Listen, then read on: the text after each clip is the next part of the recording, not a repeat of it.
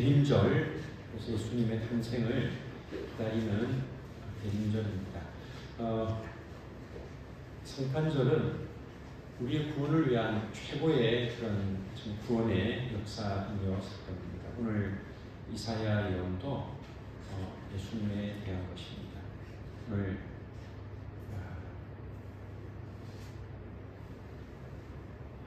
말씀, 예수님이 어떤 분인지를 소개하고 있습니다. 예수님은 선한 목자가 되십니다.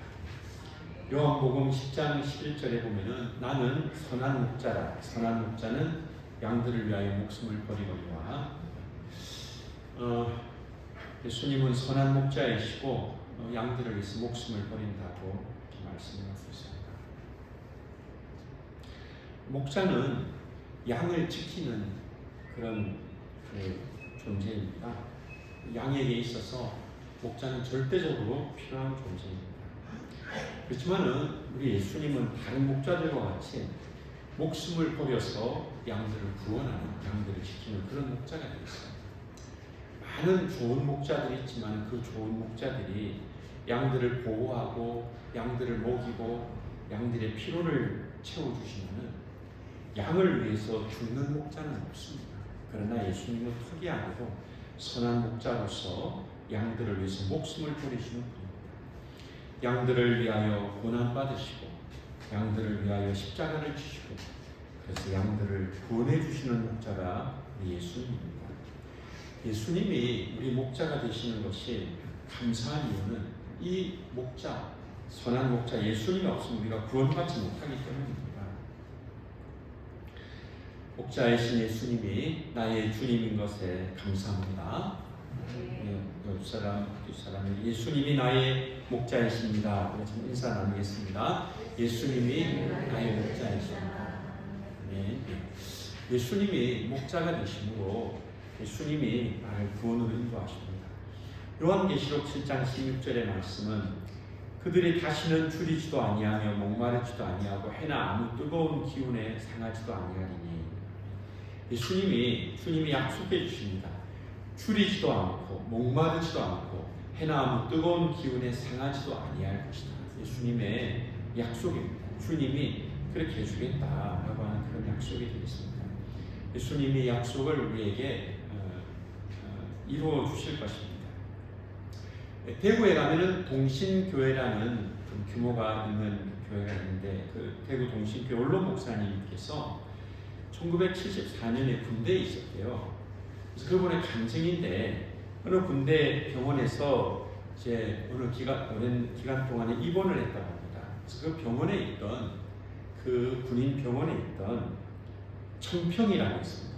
청평에 있는 그 군인 병원에 입원했던 군인들이 아마 제대 날짜가 그래서 그런지 몰라도 1977년 몇 월 며칠에 우리가 병원에서 다시 만나자. 3년 후에 만나자. 그러니까 그때는 군대가 약 3년 정도 했습니다. 만나자. 근데 이 목사님은 나중에 설교하는데 못 갔대요. 3년 후에.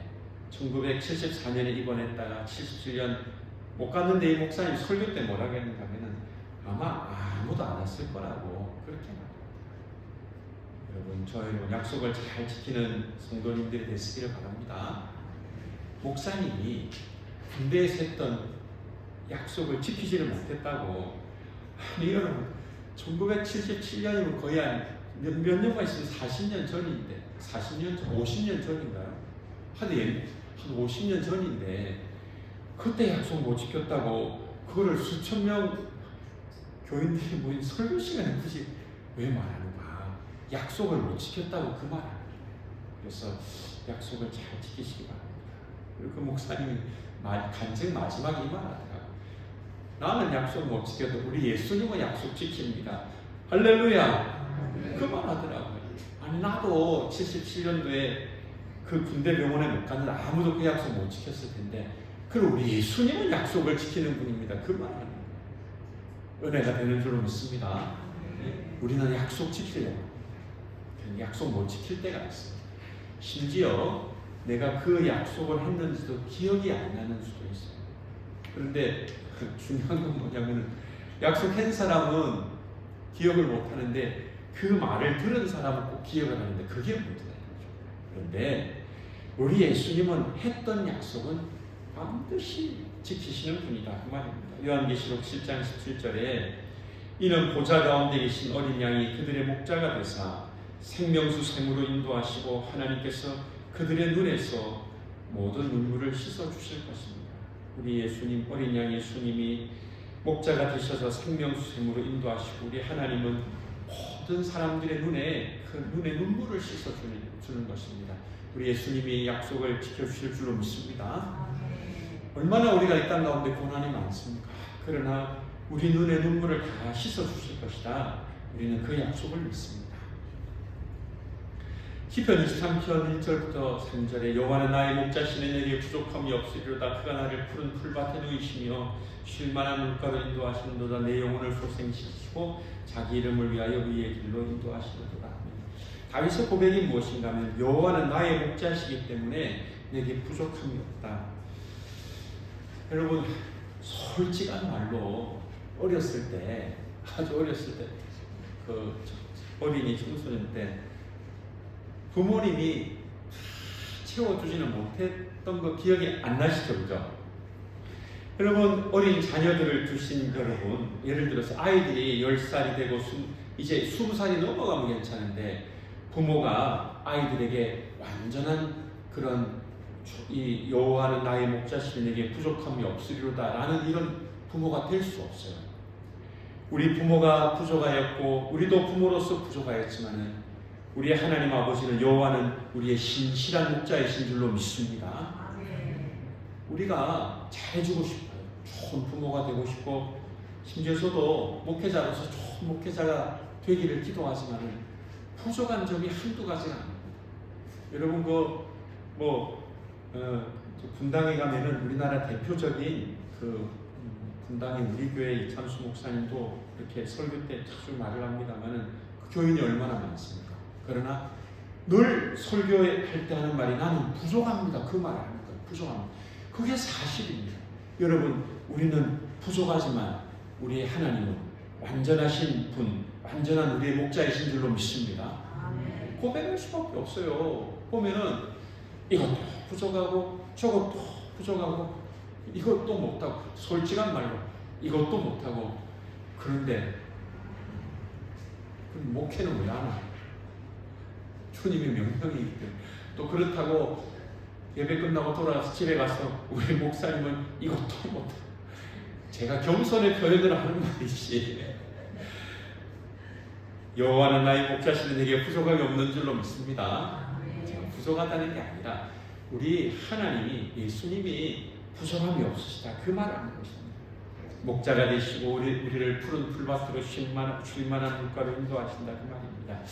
이 시편 23편이 기독교인들이 가장 사랑하는 성경 가운데 하나입니다. 여러분 가장 이 창세기부터 요한계시록까지 많은 성경 가운데 사람들이 시편 23편을 가장 좋아하는 것. 여러분 한번 따라서 합시다.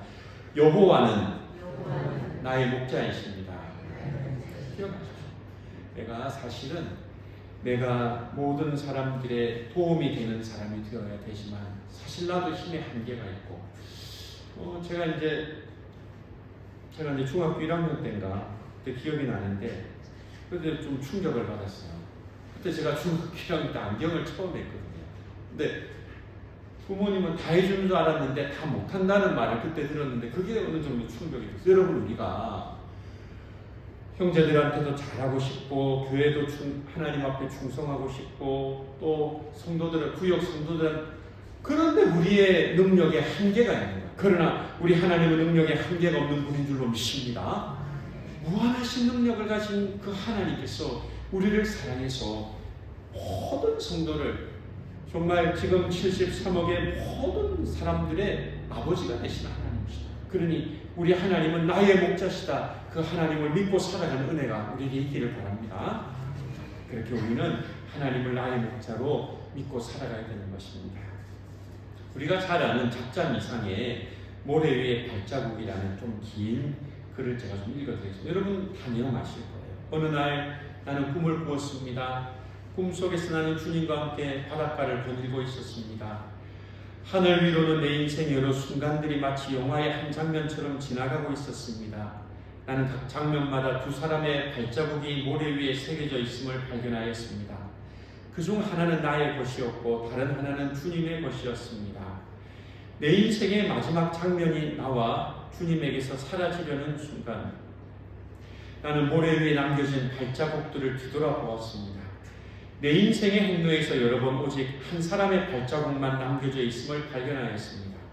그리고 그런 일이 내가 매우 슬프고 괴로웠을 때 일어났다는 것을 알았습니다. 이러한 사실로 인하여 너무나 괴로웠던 나는 주님께 물어보았습니다. 주님께서는 내가 너와 함께하리니 너는 항상 나를 따를지어다 이렇게 말씀하셨잖아요. 그런데 내 인생의 가장 어려웠던 시절을 돌이켜보니 오직 나의 발자국만 남겨져 있더군요. 어느 때보다도 주님이 필요했던 바로 그때 어찌하여 주님은 내 곁을 떠나셨는지 나는 정말로 이해할 수 없었습니다. 그러자 주님께서 대답하셨습니다. 사랑하는 내 아들아, 내 딸아, 나는 너를 누구보다 사랑한단다. 내가 시련과 고통을 당하고 있었을 때 나는 한 번도 내 곁을 떠난 적이 없었다. 내가 한 사람의 발자국밖에 볼 수 없었던 바로 그때는 내가 너를 안고 가던 때였느니라. 할렐루야. 불평하는 겁니다. 인생을 돌이켜보니까 두 발자국 4개가 있었는데, 주님과 내 발자국이 있었는데, 돌아보니까 발자국 2개만 있는, 그런 4개에서 2개밖에 없는 때가 있어서, 보니까 그때 내가 시련을 당하고 고통을 당하고 어려웠던 데인데, 주님 어디 가셨습니까? 이렇게 하니까, 네가 너무 어려웠기 때문에 내가 너를 안고 그 발자국이 내 발자국이다, 그 말입니다. 여호와는 나의 목자시니 내게 부족함이 없는 줄로 믿습니다. 선한 목자는 양들을 위해서 목숨을 버립니다. 안 되니까, 죄로 인하여 죽게 되니까 목자가 대신 십자가를 져주는 거예요. 너 지옥 가면 안 되니까 내가 너 대신 십자가를 진다. 너 나를 믿고 너 천국에 가라, 그 말입니다. 이제 목자는 양떼를 먹이듯 우리를 먹이십니다. 여러분 따라서 합시다. 우리를 먹이십니다. 목자는 우리를 먹이십니다. 우리를 위해 희생하는 선한 목자일 뿐만 아니라 우리를 먹이십니다.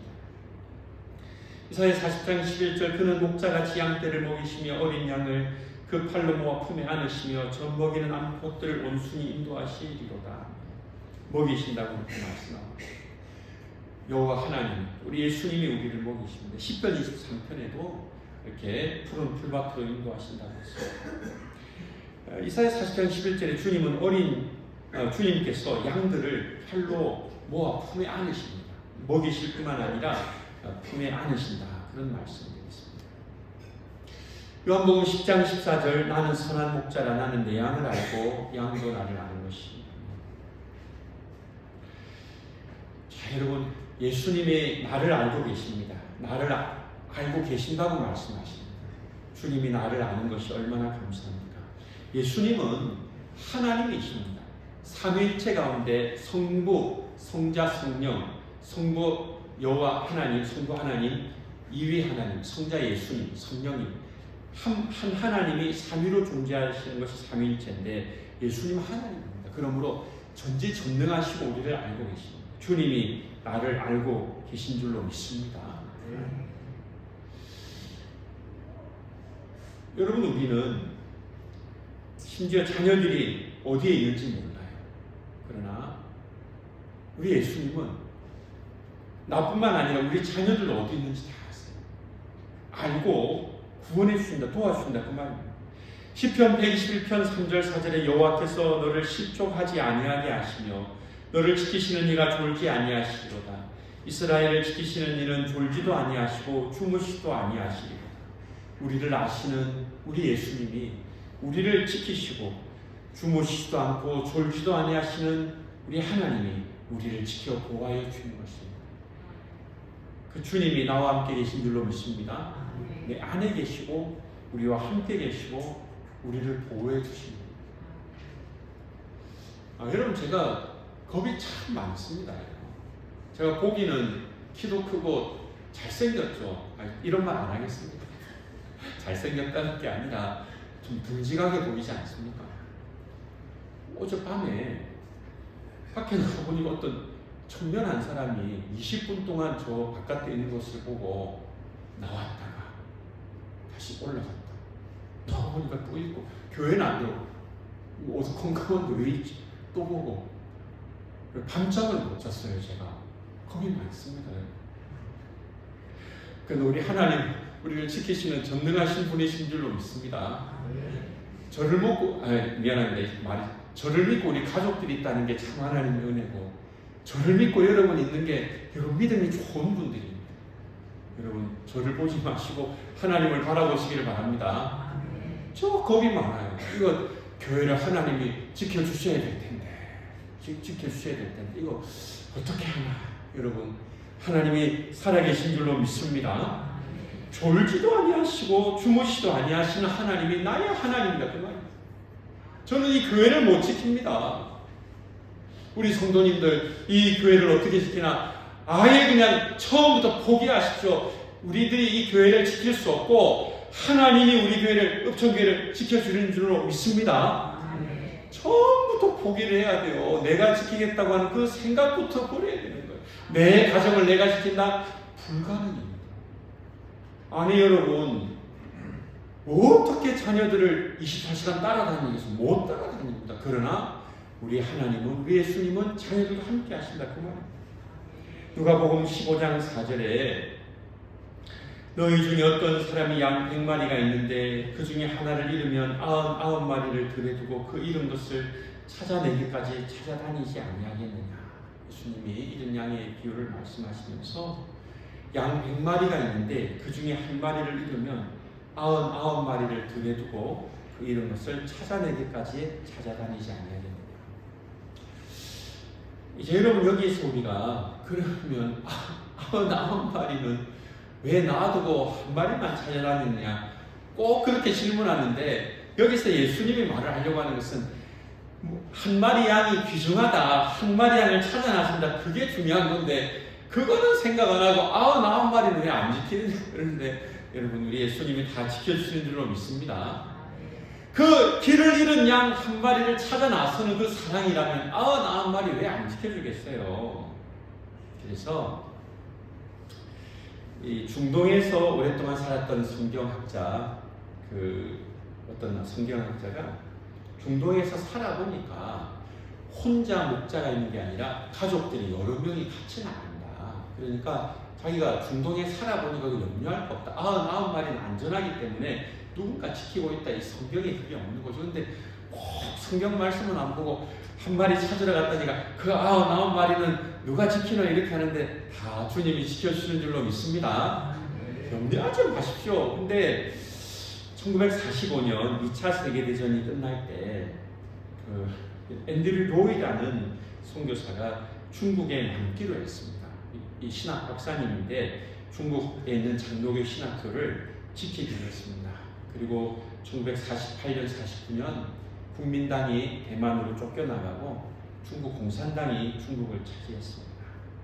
그때도 이 박사님이, 선교사님이 신학교를 지키기로 했습니다. 그래서 결국 공산당에 의해서 가택연금을 2년 동안 가택연금을 당하고 공산당원이 와서 신문하는 거예요. 괴롭힙니다. 뭐라고 하는가 하면은 그 공산당원이 괴롭히는 게 뭐냐면, 아니 이런 양 한 마리도 좋은데 그 99마리는 어떻게 하고 이렇게 따지는 그 공산당은 신문을 하는데, 그러니까 모택동 같으면은 그렇게 안 한다. 스탈린이나 모택동 같으면은 대를 위해서 소를 희생한다. 그 양 한 마리가 뭐가 이렇게 중요하냐? 99마리가 더 중요하지. 공산당원이 그렇게 말하는 거예요.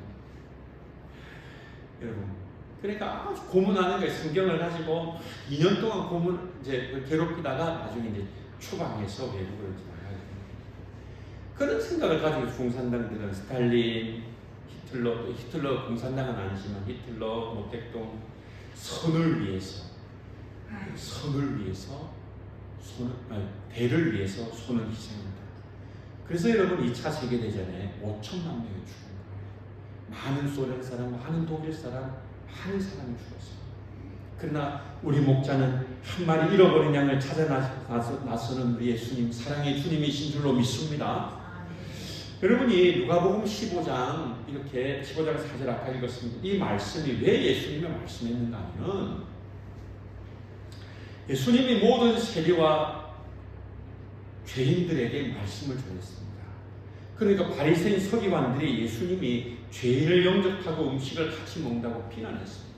그러니까 예수님이 양 한 마리가 잃었다면 그 찾기까지 찾아내기까지 찾지 않겠느냐, 이 죄인들, 이 세리들도 찾아내야 되지 않겠느냐라고 이런 양의 비유를 말씀하신 것입니다. 여러분, 우리 예수님은 이런 양 한 마리도 찾아내시는 사랑의 주님이신 줄로 믿습니다.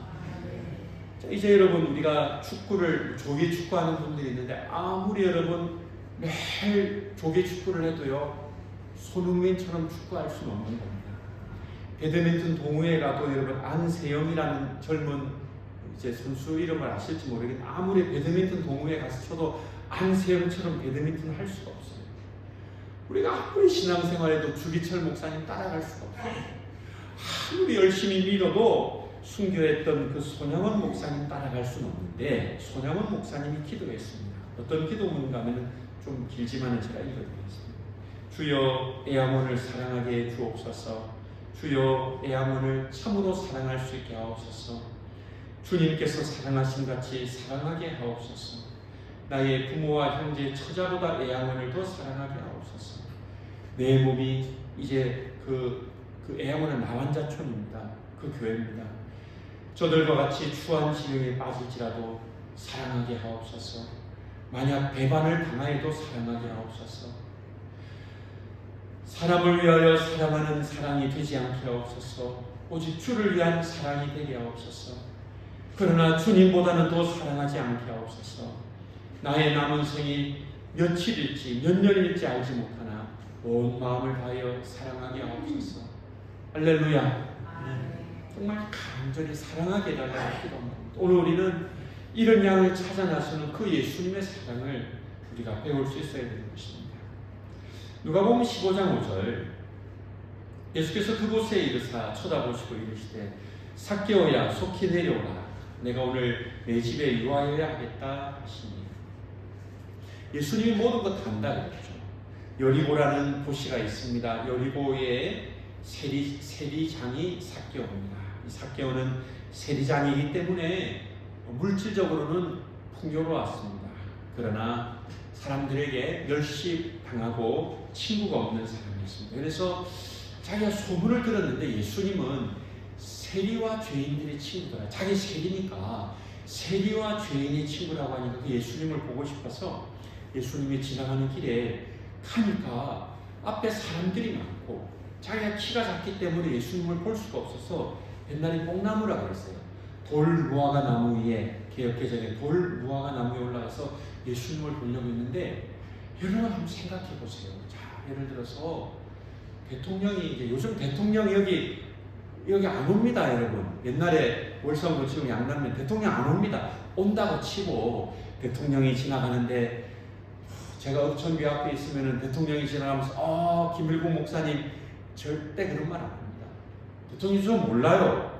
여러분이 서 있어도 여러분 대통령이 모릅니다. 아닙니까? 여러분 알까요? 괜히 또 안다는 그런 분위기가 같은 모릅니다. 아는 수가 있어요. 누가 다 비서관이 이렇게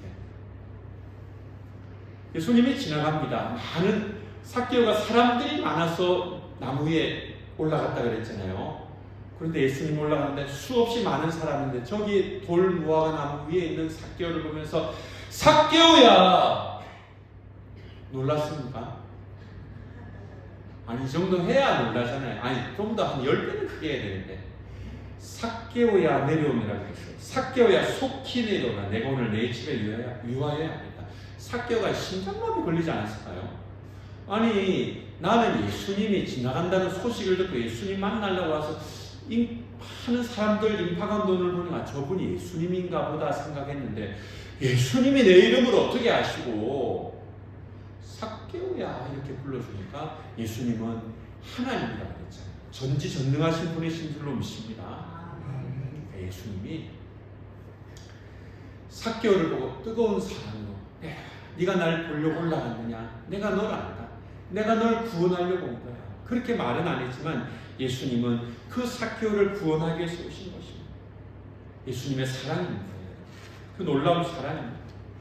예수님은 놀라운 사랑을 가지고 계십니다. 마가복음 6장 34절 예수께서 나오사 큰 무리를 보시고 그 목자 없는 양 같음으로 인하여 불쌍히 여기사 이에 여러 가지로 가르치시더라. 마가복음 6장 34절은 예수님이 많은 사람들이 목자 없는 양 같음을 인하여 불쌍히 여기셨다고 했습니다. 오늘 여러분 참 제가 고민이 많습니다. 불쌍히 여기는 마음이 많아야 될 텐데, 그래서 우리가 여러분 예수님처럼 목자 없는 양 같음을 인하여 불쌍히 여기는 마음 우리가 가지게 되기를 바랍니다. 그 예수님 마음인데 우리도 그 마음을 가져야 됩니다.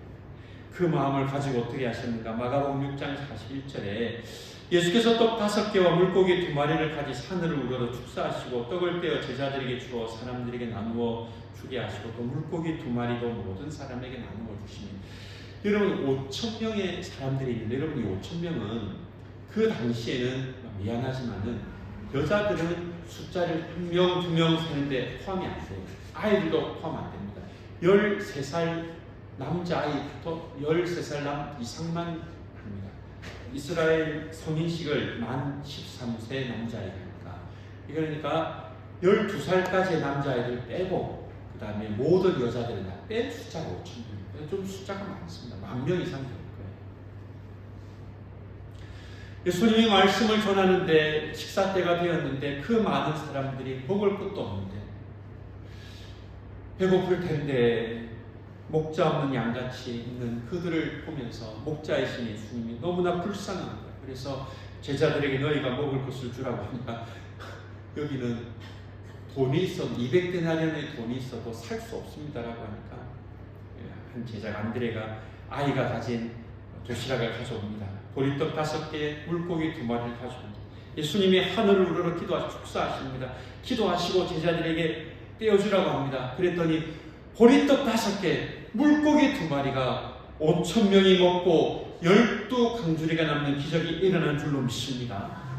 예수님이 큰 백성들을, 굶주린 백성들을 사랑하여서 기도하시고 떡을 떼어 나눠주시고, 그것이 예수님의 사랑입니다. 그들을 먹이려고 하는 그 광야에 있는 사람들을, 목자 없는 양과 같은 사람들을 먹이려고 하는 그 예수님의 사랑, 오늘 그 사랑이 예수님의 사랑입니다. 미국의 제임스 하디슨이라는 사람이 이런 말을 했습니다. 인간은 접촉의 존재다. 접촉, 이렇게, 그죠? 접촉의 존재다. 인간은 근본적으로 접촉의 존재다. 접촉이 없이는 살아갈 수가 없다. 그래서 인간은 하나님과 접촉이 돼야 되고, 하나님을 만나야 되고, 부모의 접촉을 받아야 됩니다. 그래서 여러분, 어린 아이가 어머니의 젖을 먹고 자라야 되고, 그래서 분유보다는 젖을 먹어야 된다. 이게 접촉이, 그런 아이들이 안정감 있다, 그런 말이에요. 이분이 아마 그렇게 말합니다. 그리고 미국의 그 스피츠라는 한 의사가 연구를 안 해봤어요. 이분이 미국의 국립의사 의사인데 고아들을 계속 오랫동안 연구했는데 그 고아들이 아주 그 미국에서 영양분을 많이 공급받고 깨끗한 시설에서 자라는 오랫동안 아이들을 연구했는데 아주 병약하다는 거예요. 좋은 시설에서, 깨끗한 시설에서 아주 영양분이 많은 것을 먹고 자랐는데도 아이들이 병약하는데, 그래서 그 의사가 보니까 시드는 병, 그래서 마라스무스 병이라는 이름을 붙여서 아이들이 이제 잘 이렇게 시드는 병이라고 이름을 붙였습니다. 근데 이 박사님이 멕시코에 가봤어요. 멕시코, 여러분. 저는 이제 멕시코 가본 적이 없지만은 멕시코는요, 뭐라고 할까요? 조금 못 삽니다. 멕시코는 위험한 곳입니다. 위험하기도 하고 잘 못 사는 곳입니다. 그 멕시코에도 이제 그 고아원이 있는데 아이들이 미국의 고아시설보다도 못 먹어요. 못 먹고 또 깨끗하지도 않고 그렇습니다. 근데 이 박사님이 보니까 미국의 고아들보다도 못 먹고 깨끗하지도 않은데 아이들 얼굴을 보니까 밝은 거예요. 아이들이 막 밝고 해맑고 밝고 막 뛰어놀고 겁니다.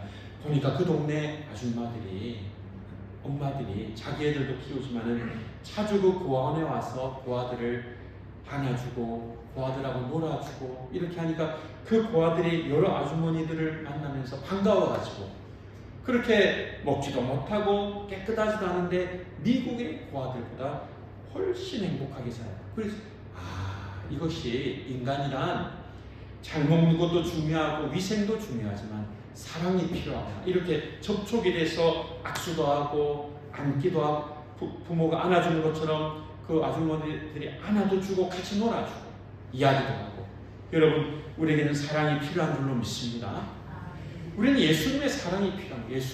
주님이 우리를 안아주시고 우리를 돌봐주시는 그 사랑이 필요한 것입니다. 구약 성경에 많은 선지자 가운데 엘리야라는 선지자가 있습니다. 엘리야. 여러분 저랑 따라서 합시다. 불의 종. 이상하죠? 불의 종이 해야 되는데 불의 종이라는 게 좀 발음 좀 안 좋습니다. 그죠?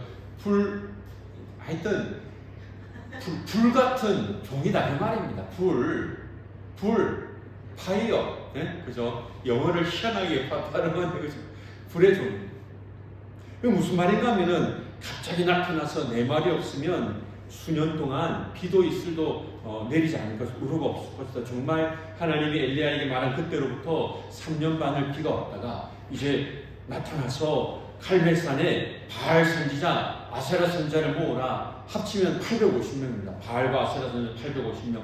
850대 1의 영적 대결을 합니다. 그래서 제단 위에 제물을 올려놓고 어느 제단에 불이 내리는가.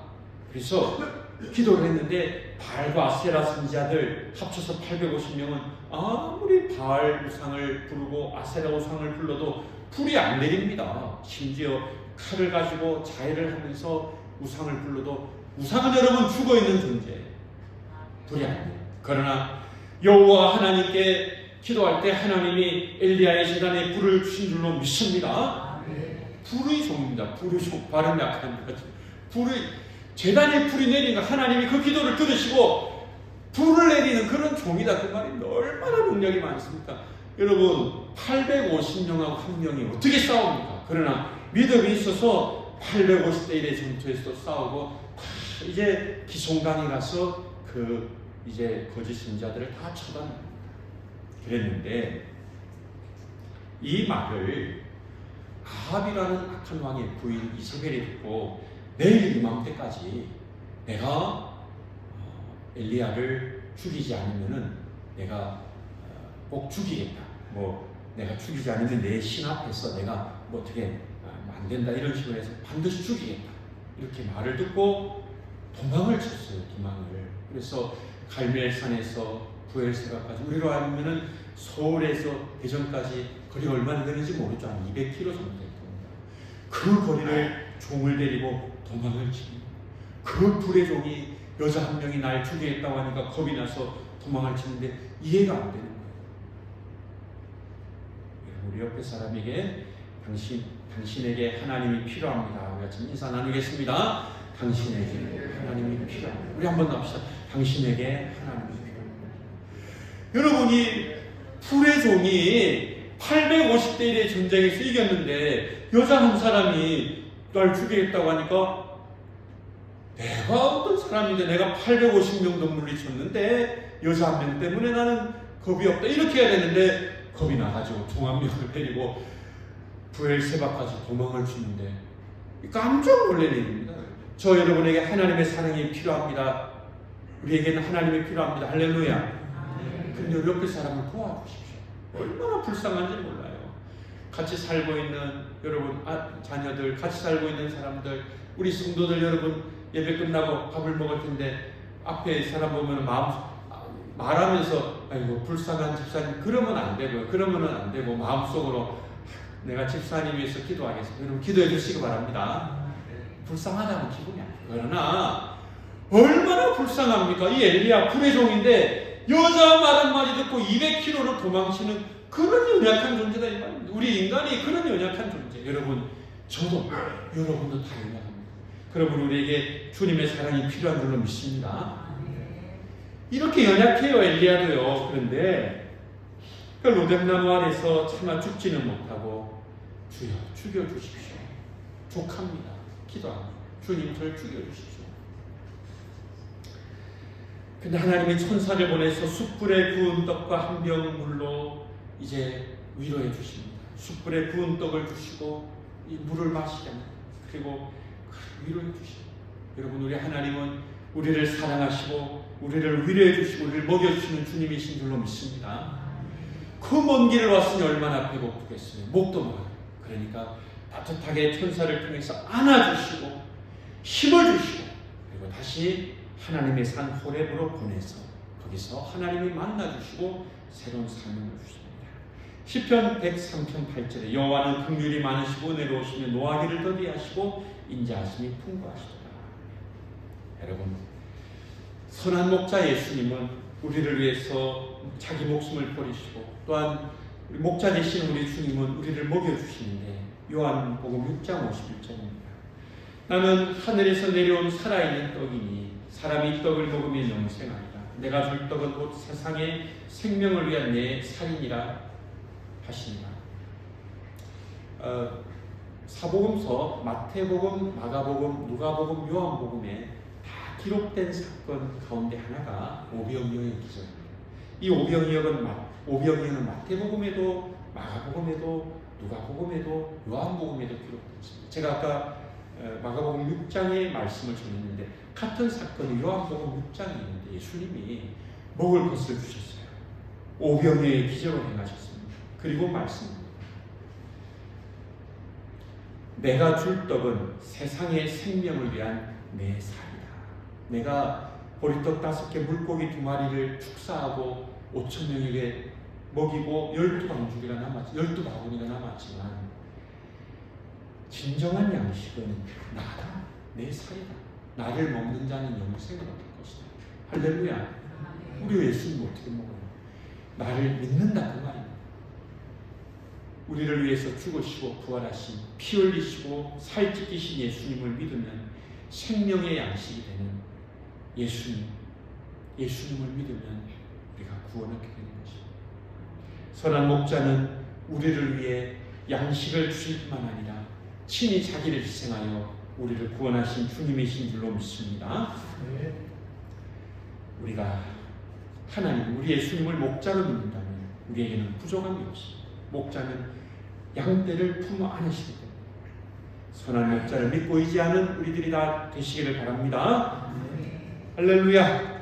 우리 찬송을 같이 부르겠습니다. 찬송가 125장입니다. 125장 찬송